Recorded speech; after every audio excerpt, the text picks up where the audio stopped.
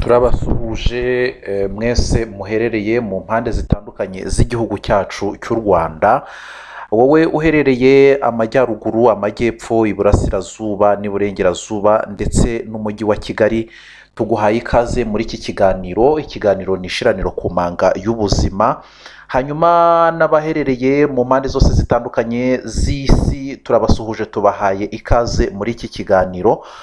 Nk'uko mumaze kubimenyera rero, ngewe ugiye kubagezaho iki kiganiro ni muganga Mbatezimana Emmanuel, Ransenya Naturel. Tuguhaye ikaze rero muri iki kiganiro kandi tunagushimira wowe wakoze subscribe. Ni byiza cyane ko iyi nkuru ijyanye n'ubuzima wamaze kuyisangiza benshi. Hanyuma rero uyu munsi tugiye kuganira ku ndwara y'imitsi ndetse n'indwara ikunze gufata abantu. Ubwo wenda ni indwara y'imbwa, niko navuga, ndaza kuyita indwara y'imbwa. Ibyo rero nibyo tugiye kuganiraho muri aka kanya. Hanyuma tuze kureba ese ni igiki gishobora kuba gitera indwara y'imitsi, ese indwara y'imitsi iri mu bwoko bungahe, hanyuma se icyo dushobora gukora, cyangwa se indwara y'imitsi ishobora kuvurwa n'iki. Ibyo nabyo turaza kubireba. Hanyuma hari n'ubujyanama rero turi buze kuguha, cyangwa se uri buze kwifashisha, cyangwa se uzajya wifashisha mu buzima bwawe bwa buri munsi wowe ukurikira iki kiganiro kijyanye n'ubuzima, kugira ngo utazafatwa n'iyi ndwara y'imitsi. Ni ukuvuga ngo muri makeya, iyi ndwara y'imitsi ikunze gutuma umuntu agira ikibazo cyo kuba yarwara rubagimpande ageze mu zabukuru. Ntabwo ari ukuvuga ko rero wenda ari abantu bageze mu zabukuru turaza kuvuga ko aribo bashobora kurwara iyi ndwara y'imitsi, ahubwo ni ukuvuga ngo n'umuntu cyangwa se n'ikigero cyose waba urimo, indwara y'imitsi ishobora kugufata, cyangwa se rubagimpande ishobora kugufata. Hanyuma rero tukaza no kureba ese ko hari igihe tujya kumva tukumva ngo umuntu ngo yafashwe n'imbwa. Cyane cyane wenda bikunda nko kuba nko ku abakinnyi b'umupira, ukumva umuntu arakubwiye ngo afite ikibazo cyo kuribwa n'imbwa, cyangwa se yafashwe n'imbwa, cyangwa se kwakunda abakinnyi baba bari mu kibuga, muzakunda kubibona cyane barimo gukina, wajya kubona aryamye hasi ngo imbwa ziramufashe. Ibyo rero nibyo tugiye kureba muri aka kanya muri iki kiganiro. Nk'uko nari maze kubivuga, kivuga ku buzima, ku ndwara y'imitsi ndetse no gufatwa kw'imbwa. Izina ry'ikiganiro cyo ni ishiraniro ku manga y'ubuzima. Hanyuma ngushimira wowe wamaze gukora subscribe. Hanyuma tuguhaye ikaze rero muri iki kiganiro. Ikaze. Nk'uko nari maze kubibabwira rero, kandi nabahaye ikaze muri iki kiganiro. Iyi ni Blue White ME YouTube channel ikugezaho ibiganiro bijyanye n'ubuzima. Uyu munsi rero nk'uko nari maze kubibabwira, tugiye kuganira ku ndwara y'imitsi. Hanyuma indwara y'imitsi ni indwara ifata ingeri zose, abasore n'inkumi, abasaza n'abakecuru. Ni ukuvuga ngo n'ikigero cyose waba urimo, indwara y'imitsi ishobora kugufata. Ahangaha rero ndaza kugira ngo muze kunyumva neza. Ejo utaza kumva ngo umuntu w'umusaza ngo nibo bakunda kurwara imitsi, ngo nibo bakunda kurwara rubagimpande cyangwa se abakecuru. Oya, ni ukuvuga ngo ikigero cyose waba urimo ushobora kurwara indwara y'imitsi. Bivuze ngo rero, kugira ngo wirinde iyi ndwara y'imitsi, cyangwa se uyivuze, cyangwa se ibyo wakora kugira ngo utazahura n'iki kibazo cy'indwara y'imitsi, kandi nakubwiye ko ifata ingeri zose, yaba ari abana, abantu bageze mu myaka wenda y'abasore, niko twavuga, inkumi, cyangwa se abantu bageze mu myaka 40, 50, 60, 70 gutyo, yewe no kugeza ku basaza n'abakecuru. Nk'uko nari maze kubivuga, ni ukuvuga ngo iyi ndwara yagufata y'imitsi. Muri make rero ni ukuvuga ngo imitsi ni indwara ikomeye cyane kandi ikunda gufata umuntu mu kigero icyo ari cyo cyose yaba arimo. Hanyuma hari n'ikindi twaje gukomozaho kijyanye no gufatwa n'imbwa, indwara yo gufatwa n'imbwa. Ni ukuvuga ngo gufatwa n'imbwa bivuga akenshi mu gihe imikaya yo ku kibero cyangwa se impfundiko yikanya mu buryo butunguranye, bikababaza, bikaba byamara igihe gitoya cyangwa se igihe kinini.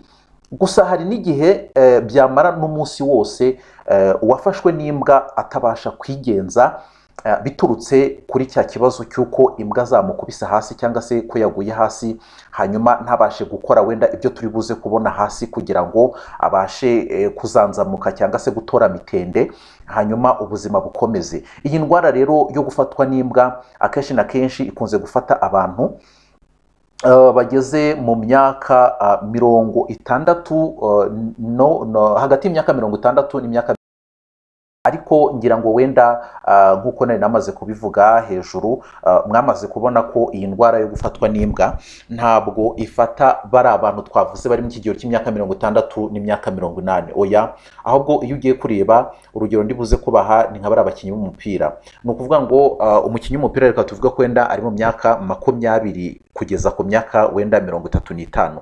Urabona nibo bantu bakunda gufatwa n'imbwa, ariko wajya kureba ugasanga wenda nk'umuntu cyangwa se nk'abandi bantu imyumvire bafite hano hanze, ugasanga umuntu aravuga ati ngewe ntabwo nshobora gufatwa n'imbwa cyangwa se sinshobora kurwara imitsi kubera ko ntagejeje kuri iriya myaka 60 cyangwa se imyaka 80. Oya, ntabwo ari cyo ngicyo bishatse kuvuga. Ni ukuvuga ngo nawe ikigero cyose waba uriho ushobora gufatwa n'iyi ndwara y'imbwa ikagufata ikagutura hasi. Hanyuma rero tugiye kurebera hamwe ese gufatwa n'imbwa biterwa n'iki cyangwa se bivurwa n'iki, ese biravurwa bigakira?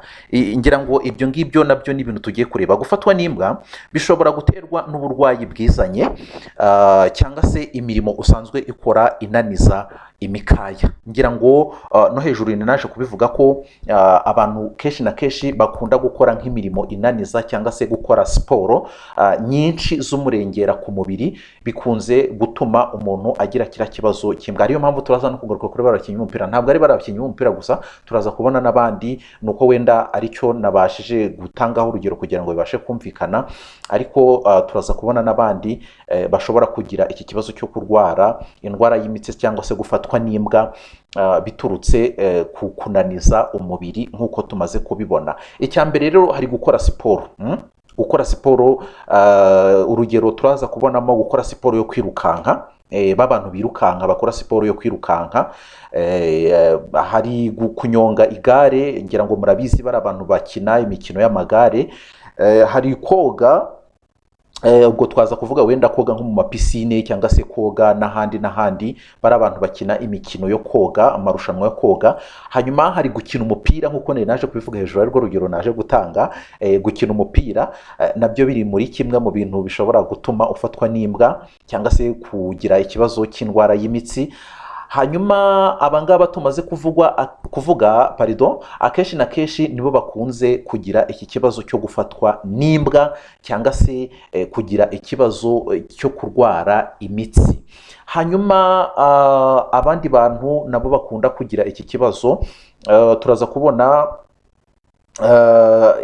abantu bakunda kunywa inzoga cyane. Ni ukuvuga ngo kunywa inzoga cyane nabyo byatera iki kibazo cyo gufatwa n'imbwa cyangwa se no kurwara imitsi. Hanyuma hari kubura amazi mu mubiri. Ngira ngo iyo umuntu yabuze amazi mu mubiri ushobora kugira ikibazo cyo kubura amazi mu mubiri, ukuma, umubiri ugasanga wumye. Hanyuma ushobora nawe kugira ikibazo cyo gufatwa n'imbwa cyangwa se kurwara iyi ndwara y'imitsi. Hari kubura imyunyungugu, turaza gusangamo nka calcium. Calcium ngira ngo nayo ni ingenzi ku mubiri wacu. Amapotassium nayo iyo yabuze mu mubiri biza guteza kiriya kibazo. Hanyuma hari kubura za magnesium, nabyo biza gutera kiriya kibazo twabonye hejuru cyo gufatwa n'imbwa cyangwa se kurwara imitsi. Hanyuma hari kugira impiswi ngira ngo ni ukwituma cyane cyangwa se kujya muri toilette cyane, kudiyara, yego. Hanyuma hari gukora nabi kwa thyroïde cyangwa se hari gukora nabi kwa acide lactique. Acide lactique ngira ngo murabizi ko ari acide zikomoka ku mata. Ni ukuvuga ngo iyo byamaze kuba byinshi mu mubiri, umufaransa yaravuze ngo tout excès sont mauvais. Ni ukuvuga ngo niba iyi acide lactique ikomoka ku mata yamaze kuba nyinshi mu mubiri, uko byagenda kose bishobora kugutera kiriya kibazo cyo gufatwa n'imbwa bya hato na hato cyangwa se kugira kiriya kibazo cyo kurwara imitsi. Hari kurwara diabete yo mu cyiciro cya kabiri, yewe n'icyiciro cya mbere ngira ngo wenda nuko ubushakashatsi butakomeje kubigaragaza neza, ariko n'icyiciro cya mbere ngira ngo umuntu ashobora kugira iki kibazo cyo kurwara indwara y'imitsi cyangwa se gukunda gufatwa n'imbwa. Hanyuma hari gutwita inda nkuru. Ni ukuvuga ngo kwa kundi umudamu ashobora kuba atwise umwana inda iri hafi kuvuka, icyo gihe ashobora nawe kujya afatwa n'imbwa cyangwa se gukunda gufatwa n'imbwa.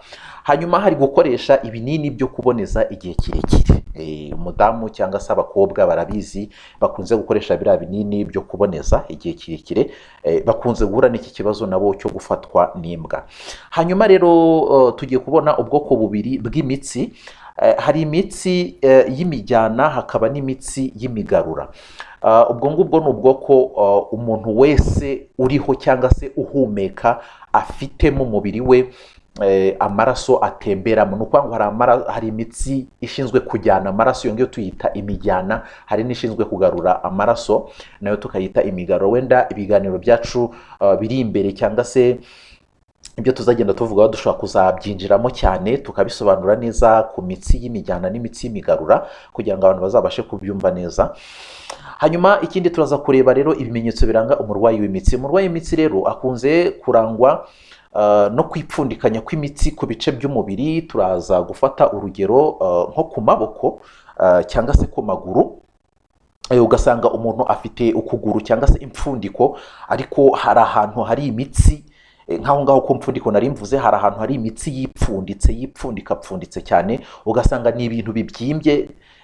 Cyangwa se ugasanga no ku maboko hari ahantu hafite ibintu by'ibitsi bibyimbye, ku buryo nawe ujya kureba koko ugasanga kuko ni ikibazo gikomeye cyane.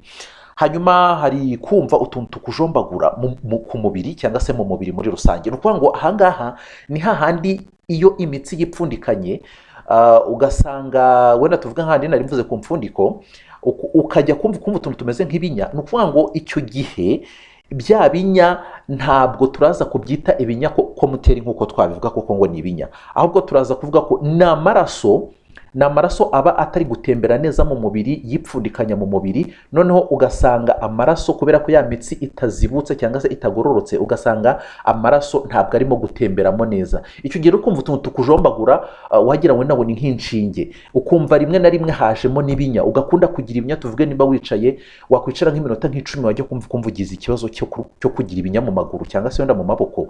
Icyo gihe rero ni ukuvuga ngo ibyo ngibyo ni ibimenyetso bizakwereka ko wamaze kwatakwa n'indwara y'imitsi. Hari ukuzana amabara aho iyo mitsi irwaye. Ni ukuvuga ngo kandi nababwiraga ku mpfundiko, ugasanga umuntu afite ikibazo cyo kugira imitsi ku mpfundiko, ugasanga yazanye ibara, yahinduye ibara, wenda isa n'umutuku, ni urugero. Cyangwa se rimwe na rimwe hari n'igihe ujya kureba ugasanga iyo mitsi yabaye nk'umukara, isa n'umukara.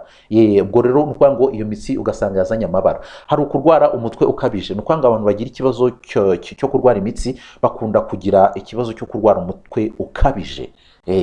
Ngira ngo ibi ngibi rero ni ibintu biri kumvikana cyane. Niba amaraso atari gutembera neza mu mubiri, ngira ngo akenshi na kenshi burya n'ibindi bice nabyo bishobora kudakora, cyangwa se ukaba wagira n'ubundi burwayi bwuririye hariya buturutse kuko imitsi itari gukora neza, cyangwa se ko yamijyana itari kujyana amaraso neza, cyangwa se ko yamigarura itari kugarura amaraso neza mu mubiri. Ugasanga rero byateye ikibazo rimwe na rimwe, ari naho ujya kumva umuntu ngo yarwaye rubagimpande.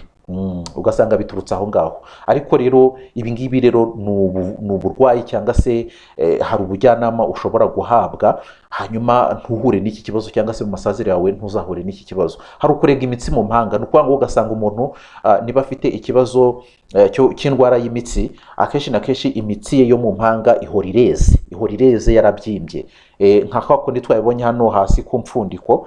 Ugasanga rero no mu mpanga afite imitsi yarareze yarabyimbye. Ngira ngo wenda muzakunda no kubyumva mu biganiro byacu tuzakunda gutanga. Hari n'ukuntu umuntu arwara indwara y'uruhima. Indwara y'uruhima ngira ngo wenda nk'abanyarwanda barayizi. Indwara y'uruhima, ugasanga umuntu cyangwa se umwana, inda nko kunda cyangwa se umubiri wose ni imitsi gusa, ku buryo ujya kureba ugasanga navuga ngo nta nyama ziriho cyangwa se ziri ku mubiri, nta mubiri afite, ahubwo ugasanga ni imitsi gusa ireze yabyimbye. Icyo gihe rero iyi ndwara y'imitsi nayo urumva ko iba yaraziyemo, ariko akenshi na kenshi bakunze kuvuga ko iyo ndwara y'uruhima ikunze kugaragazwa n'ibyo bimenyetso byo kugira imitsi yagiye yizingazinga ahantu hose ku mubiri hatandukanye. Yego, hanyuma rero reka turebe ibitera uburwayi bw'imitsi. Ni ukuvuga ngo ikintu cya mbere gitera uburwayi bw'imitsi hari ukwicara umwanya munini. Kwicara umwanya munini tuvuge nk'abantu bakora akazi bakunda kwicara umwanya munini, bakunda kugira ikibazo cyo kurwara imitsi. Hari ugukoresha mudasobwa igihe kirekire, hanyuma hari gukoresha telefone cyane cyane. Ahangaha turaza kugaruka ku rubyiruko.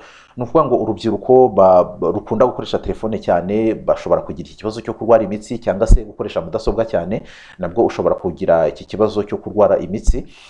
Hanyuma hari ukudakora siporo, cyangwa se ko warigeze kuyikora ukayireka, icyo gihe ushobora kurwara iyi ndwara y'imitsi, cyangwa se bwa burwayi bwo gufatwa n'imbwa twabonye hejuru. Ngira ngo rero ibi ngibi ni ibintu birimo kumvikana. Hanyuma rero tugiye kureba imiti ushobora kwifashisha, cyangwa se ubujyanama ushobora kwifashisha kugira ngo uhangane n'iki kibazo cy'indwara y'imitsi ihangayikishije sosiyete muri rusange. Hari kurambura ukuguru wongera uguhina gutyo ukabikora nk'iminota 5. Icyo gihe iyo umaze kubikora gutyo uhina ukuguru ukurambura, uhina ukuguru ukurambura, urumva ni nka siporo uba uri gukoresha uko kuguru gake iminota nk'itanu. Bya binya cyangwa se ya mitsi isa nkaho irambutse na bya binya ugasanga wenda bishizemo. Hanyuma icyo ngicyo kikagufasha gutuma udakomeza kugira icyo kibazo cy'indwara y'imitsi, cyangwa se gufatwa n'imbwa. Hanyuma hari kugendesha amano. Ni ukuvuga ngo ushobora gukora exercice, cyangwa se kugendesha amano, ugashinga amano gusa ukayagendesha, wenda tuvuga ushobora kuyagendesha nk'iminota nk'icumi. Icyo gihe iyo ubikoze ugenda ugaruka iminota 10 igashira, uko byagenda kose ntabwo ukomeza kugira kiriya kibazo cyo gukomeza kuribwa imitsi, cyangwa se gukomeza gufatwa n'imbwa. Hari ukuryama ukarambya neza wisanzuye. Ni ukuvuga ngo akenshi na kenshi iyo uryamye birabujijwe ko waryama uhinye amaguru. Buriya kuryama uhinye amaguru, kwa kuntu ujya ugasanga umuntu yahinye amaguru yayakunjije yagejeje hano ku karivuro, ntabwo ari byiza. Ugasanga yanditse 4. Bakunda kubivuga ko, cyangwa se ugasanga wenda nk'abasore cyangwa se nk'abantu hanze aha bari kubiteramo urwenya ngo yaryamye ngo yanditse 4. Biriya ntabwo ari byiza cyane ariko bikunze gukora abantu b'ingaragu. Turaza kugaruka ku ngaragu, cyangwa se ku bantu batarashaka, ni ukuvuga ngo waba uri umukobwa utarashaka, cyangwa se ku muntu w'umusore utarashaka. Akenshi na kenshi iyo baryamye bakunda kuryama bahinye amaguru. Icyo gihe rero ntabwo ari byiza kuryama uhinye amaguru ukayakoza ku karivuro. Icyo gihe bishobora kuzagutera ikibazo cyo kurwara imitsi. Hanyuma ikindi, hari kunywa amazi menshi. Ni ukuvuga ngo nabyo ni byiza cyane. Tuvuge tugendeye ku biro byawe, ushobora kunywa amazi menshi. Tuvuge wenda niba urugero, niba ufite nk'ibiro wenda 70, ushobora kunywa nka litiro 4.5 ku munsi z'amazi. Ngira ngo ibi nabyo ni ibintu byumvikana kugira ngo ubashe guhangana na kiriya kibazo cyo kurwara imitsi, cyangwa se kurwara gufatwa n'imbwa.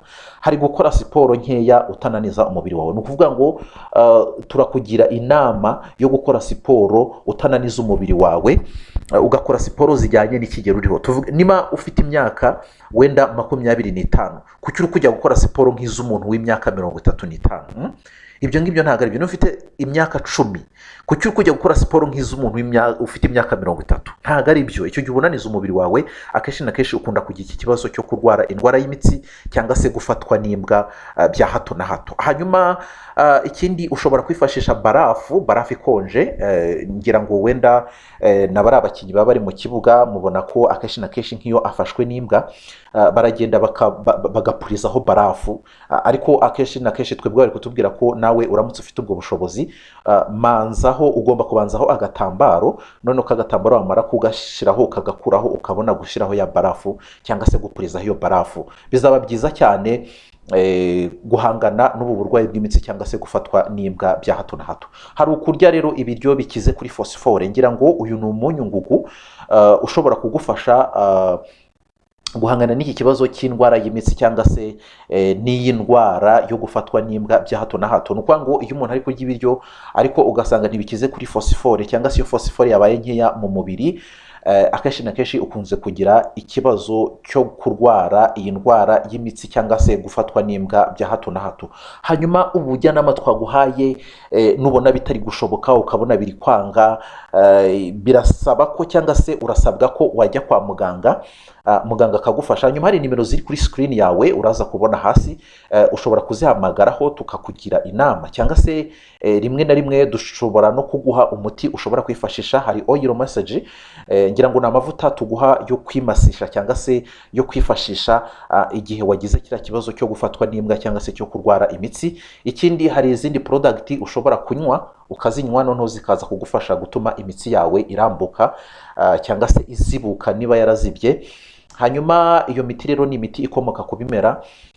Iyo nimero iri kuri screen ushobora kuyihamagaraho twakugira inama y'icyo ushobora gukora, wenda tutavuze ahangaha, cyangwa se tukaguha iyo miti ushobora kwifashisha, cyangwa se ukajya no ku kigo nderabuzima bakagufasha kugira ngo ubashe guhangana n'iki kibazo cy'indwara y'imitsi cyangwa se gufatwa n'imbwa bya hato na hato. Ngira ngo bihangayikishije sosiyete muri rusange. Ubwo rero mwakoze, ngira ngo ikiganiro cyanjye ngisoreje ahangaha, nakagaruka kandi ndabashimira ko mwamaze gukora subscribe.